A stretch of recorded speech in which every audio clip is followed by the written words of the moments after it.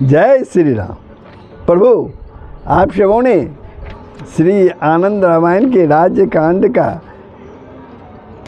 21वां सर्ग का श्रवण किया। उसमें जो प्रसंग था वह था चैत्र मास में सरजू जी में स्नान करने के लिए आई हुई स्त्रियों का श्री सीता जी से उनके मांगलिक पानी ग्रहण महोत्सव के विषय में सुनने की जिज्ञासा करना। श्री राम के पास एक ही समय में महर्षि वाल्मीकि तथा मुनि विश्वामित्र के ब्रह्मचारी का उपस्थित होकर जग में उपस्थित होने की प्रार्थना करना। श्री राम का दो रूप बनाकर दोनों आश्रमों में जाना। महर्षि वाल्मीकि द्वारा वर्णित श्री रामचरित की महिमा, ये प्रसंग आप लोगों ने सुना था। अब प्रभु, हम लोग श्री आनंद रामायण के राजकांड के 22वें सर्ग में प्रवेश कर रहे हैं। इसमें जो प्रसंग है वह है राजा भूरी कीर्ति का फलों तथा कमल पुष्पों से भरी हजारों टोकरियों को उपहार के रूप में श्री राम के पास भेजना।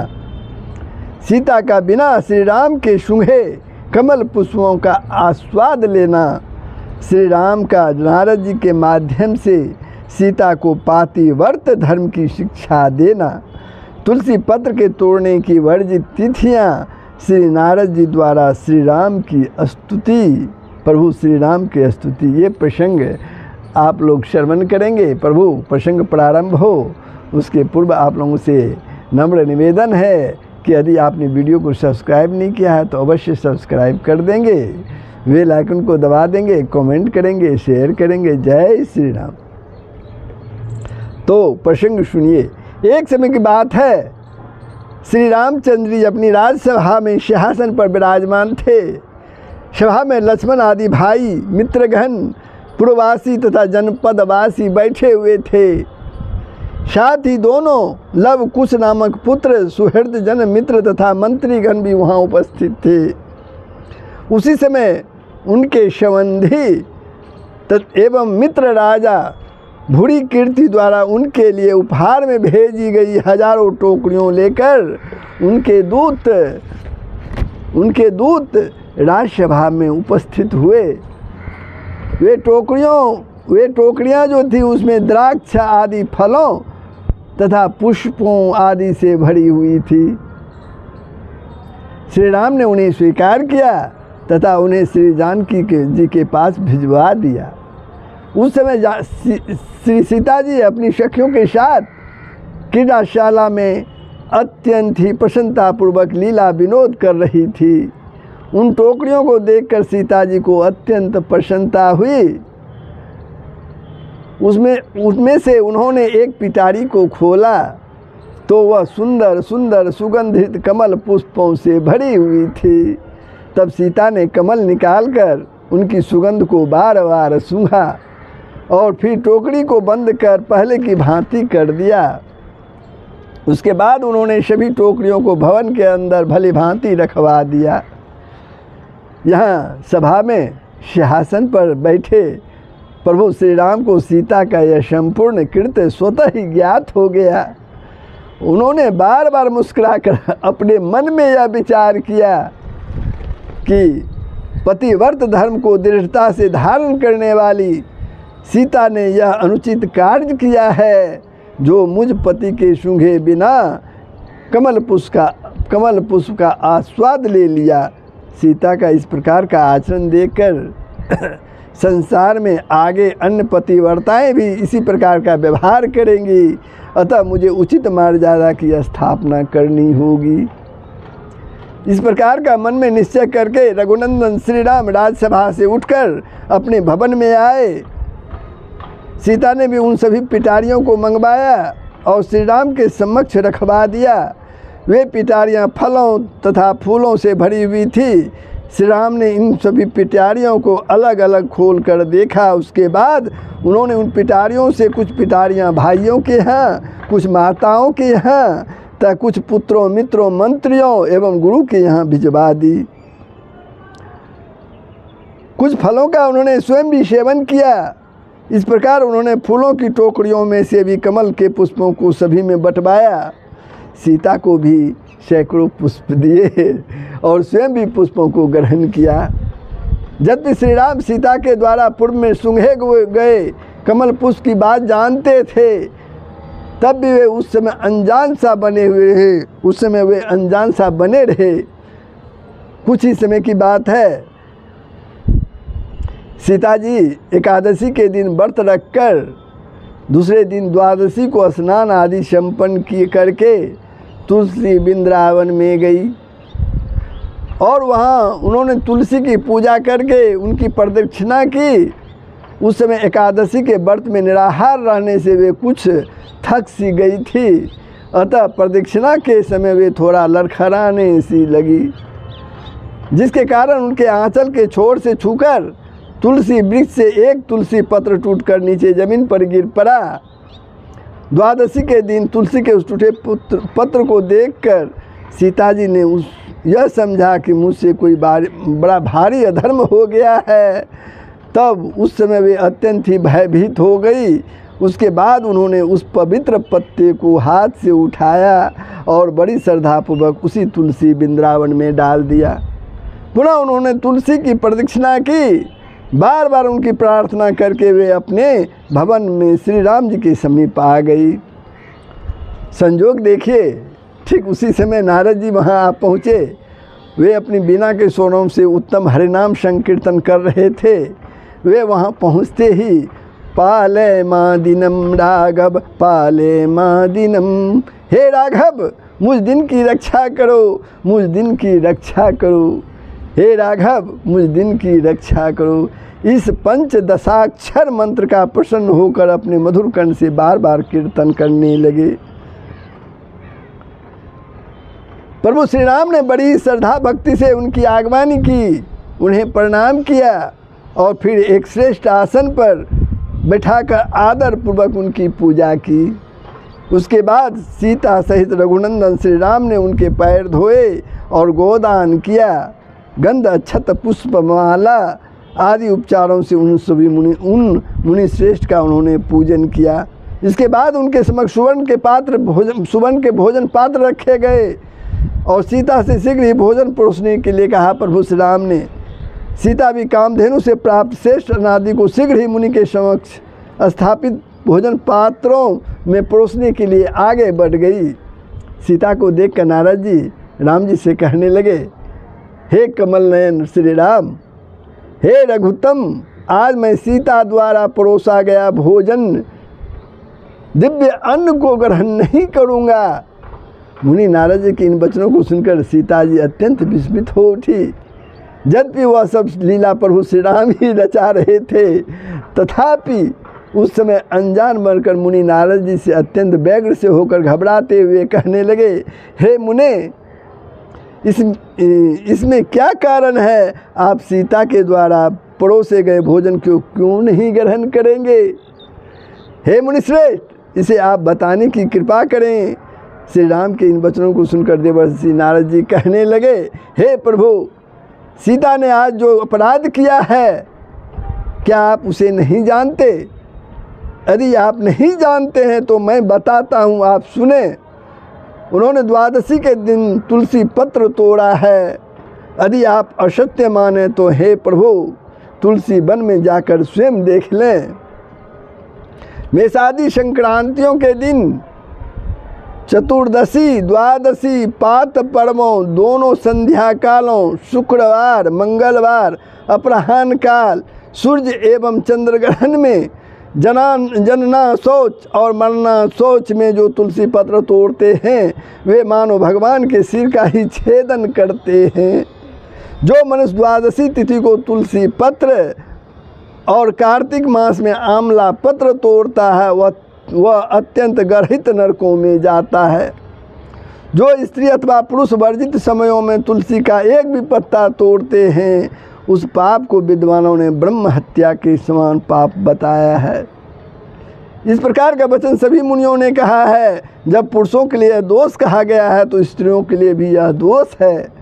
हे राम, इस कारण व्रत परायण में मैं आशिकता के द्वारा परिवेशित श्रेष्ठ अन्न को ग्रहण नहीं करूँगा। देवर्षि नारद जी के इन वचनों को सुनकर प्रभु श्री राम पुनः उनसे बोले, हे मुने, अब आप ही सीता को पवित्र करने की कृपा करें। अब आप ही सीता को पवित्र करने की कृपा करें। वर प्रदान कर अथवा किसी भी व्रत आदि के परिपालन से जिस किसी भी उपाय से सीता शुद्ध हो जाए वैसा ही आप करें। इसके लिए मैं हाथ जोड़कर विनय पूर्वक सिर झुका कर आपसे बार बार प्रार्थना करता हूँ। श्री राम जी के कथन को सुनकर नारद जी कहने लगे, हे प्रभु, ब्रह्म हत्या आदि महान पापों की निष्कृति के लिए मुनीश्वरों ने अनेक प्रकार के प्रायश्चितों का विधान किया है, किंतु हे रघुश्रेष्ठ, द्वादशी तिथि को तुलसी पत्र तोड़ने से जो पाप लगता है उसका प्रायश्चित मैंने कहीं नहीं देखा है।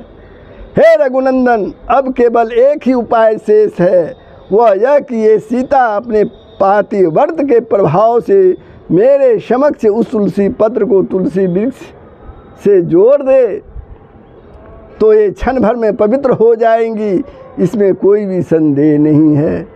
देवर्षि नारद जी की ऐसी बात सुनकर श्री राम ने सीता जी की ओर देखा। तब सीता जी ने ब्रह्मा जी के श्रेष्ठ पुत्र नारद जी से कहा, हे मुने, मैं अपने पातिव्रत के प्रभाव से आपके समक्ष आज ही उस तुलसी पत्र को वृक्ष में जोड़ दूंगी। आप मेरा कुतूहल देखें, मेरा कौतुक देखें। ऐसा कहकर देवी सीता अन्न से भरा पात्र लेकर शीघ्र ही वापस रसोई घर में रख आईं और फिर वे तुलसी वाटिका की ओर गई। देवर्षि नारद जी तथा श्री राम आदि भी वहाँ की ओर चल पड़े। उनके साथ ही उर्मिला आदि तथा कुश आदि पुत्रों की चंपिका आदि स्त्रियां भी गई। लक्ष्मण आदि भाई तथा कुश एवं लव आदि सभी ने वहां की ओर प्रस्थान किया। तुलसी वन में पहुंचकर उन सभी के मध्य में स्थित सीता जी ने बड़ी श्रद्धा भक्ति से तुलसी जी को प्रणाम किया। सीता की सखियां भी साथ में थी। सीता जी ने प्रणाम करने के बाद तुलसी की प्रार्थना करते हुए कहा, हे सुशोभने, हे सुशोभने, हे तुलसी, आज मेरी बात को सुने, आप मेरी बात को सुने। यदि मेरा पातिव्रत का पवित्र बल मुझ में पूर्ण रूप से विद्यमान है तो आपसे टूटा हुआ यह तुलसी पत्र आप में पुनः जुड़ जाए। ऐसा कहकर जानकी जी जब अपने सामने रखे हुए उस तुलसी पत्र को देखने लगी तो वृक्ष में नहीं जुड़ा। देखने लगी तो देखी कि वह वृक्ष में नहीं जुड़ा। यह देखकर वह अत्यंत ही दुखी हो गई और अत्यंत आश्चर्य में भी पड़ गई। उस समय उस कौतुक को देखने के लिए सभी देवता, गंधर्व, यक्ष, नाग, किन्नर, गुह्यक तथा ऋषि मुनि भी वहाँ उपस्थित हो गए। उस समय सीता जी को अत्यंत विषाद युक्त देखकर देवर्षि नारद जी उन्हें एकांत में ले गए और आदरपूर्वक उन्हें समझाकर कहने लगे, हे सीते, पत्र वृक्ष में नहीं जुड़ा, इसमें जो कारण है उसे मैं बताता हूँ। पतिव्रता नारियों को चाहिए कि वे अपने पति के ग्रहण किए बिना पुष्प आदि की सुगंध तक कभी कभी स्वयं पहले ग्रहण ना करे, किंतु आपने उस दिन श्री राम से पूर्व ही कमल पुष्प के गंध को स्वयं ग्रहण कर लिया था। श्री राम को यह बात ज्ञात थी, इसलिए आज उन्होंने यह माया का खेल रचा है। उन्हीं की इच्छा से आपके वस्त्र के छोर से लगकर तुलसी वृक्ष का यह पत्ता भूमि पर गिरा था। आपको इस बात को उपदिष्ट करने के लिए ही उन्होंने यह सब किया है।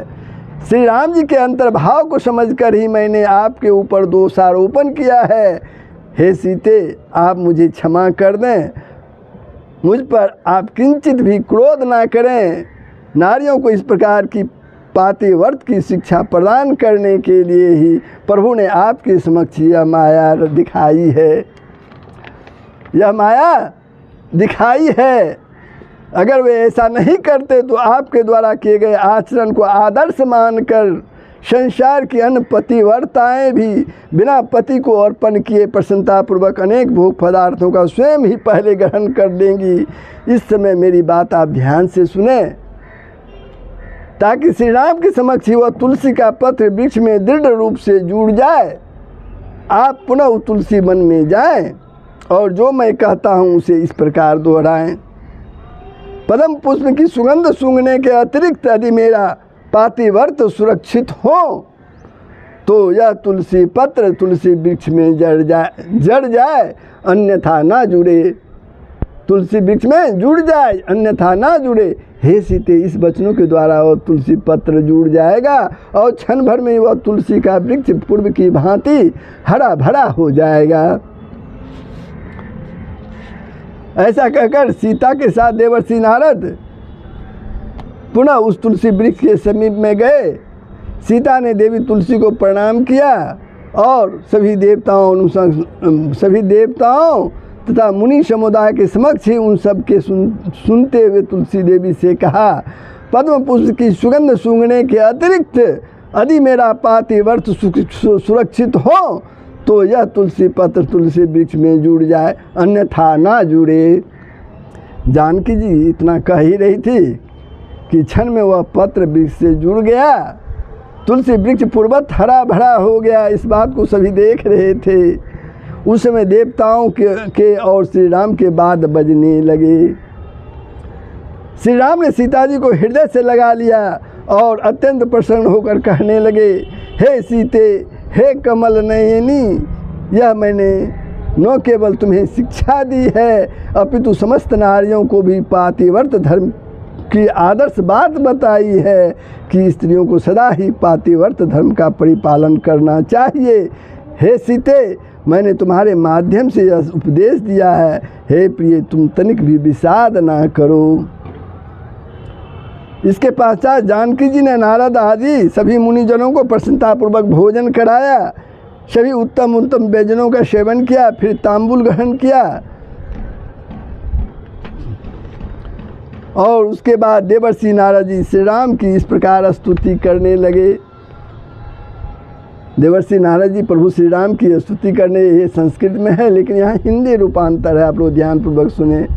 जो मुनिजनों के विश्राम स्थल हैं, अपने भक्तों के आश्रय हैं, हृदय को आनंद प्रदान करने वाले हैं, सीता को सदैव प्रसन्न रखने वाले हैं, जो सत्य स्वरूप और सनातन हैं, जो राजा राम के नाम से प्रसिद्ध हैं, जिनके शरीर का वर्ण मेघ के समान श्याम आभा वाला है, विप्र पत्नियों ने जिनकी स्तुति की है, जमुना नदी द्वारा जो नमस्कृत हैं, जोग माया रूपी निंद्रा देवी जिनकी स्तुति करती रहती हैं, जो समस्त पृथ्वी के एकमात्र अधिपति हैं और जिन्होंने बड़े भारी 7 ताल वृक्षों को एक बाण में मारकर गिरा दिया था, ऐसे श्री राम मैं सदा आपको मस्तक झुकाकर प्रणाम करता हूँ। पहली स्तुति। अब दूसरी स्तुति सुनिए।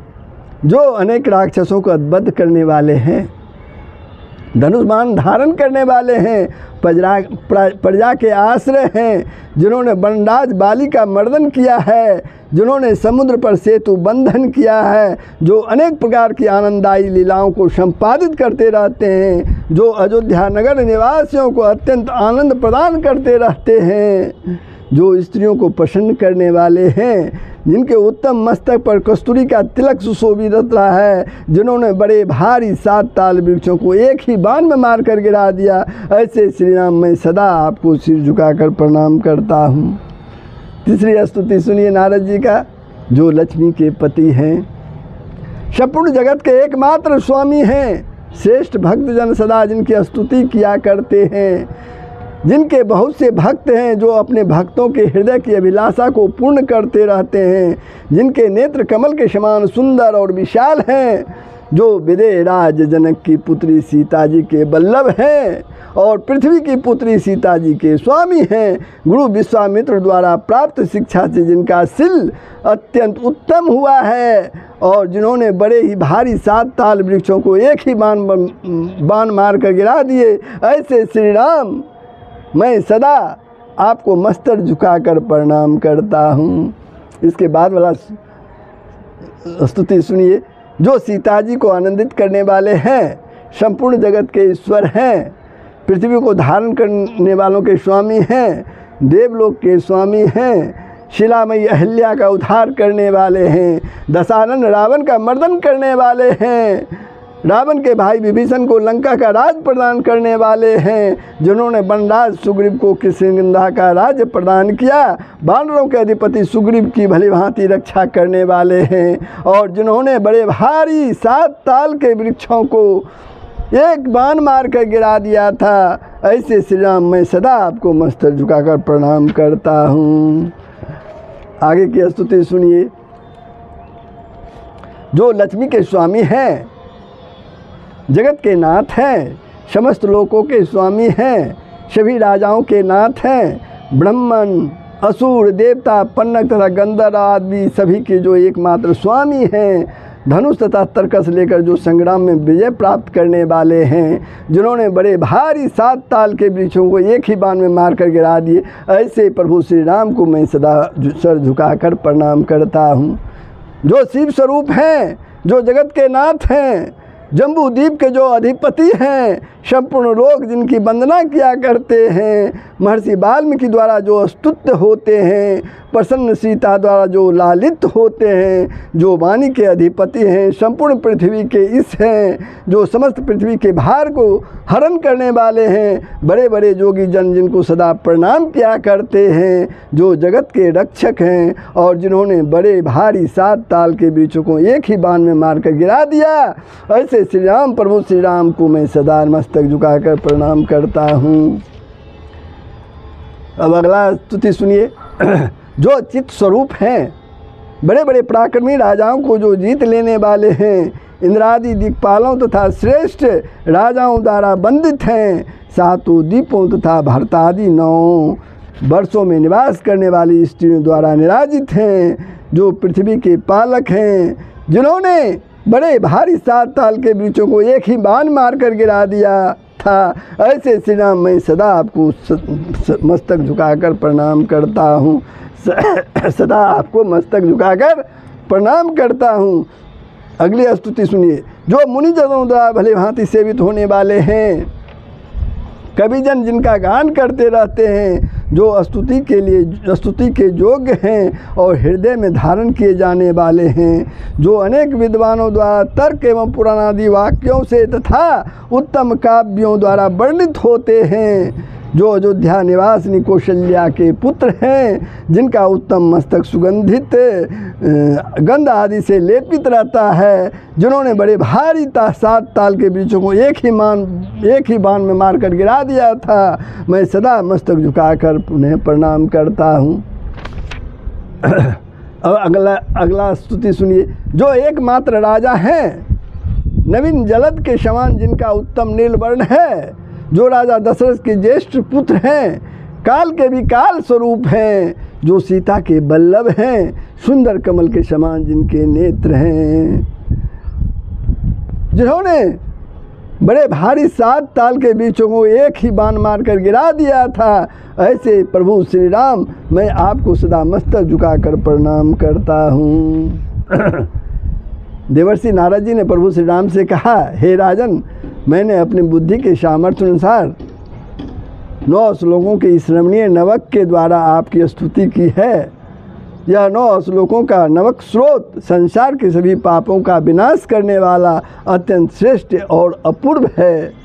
हे राघव, यह 9 श्लोकों वाला स्रोत श्रद्धा भक्ति पूर्वक पाठ करने से मनुष्यों को स्त्री, पुत्र, पौत्र, अन्न आदि को प्रदान करने वाला तथा क्षेम प्रदान करने वाला होगा।